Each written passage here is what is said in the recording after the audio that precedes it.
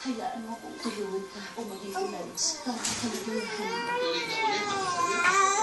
Hintay muna tayo ng mangyayari. Mara, hindi matuloy na Sana hindi masaya ka na lang para sa kapatid.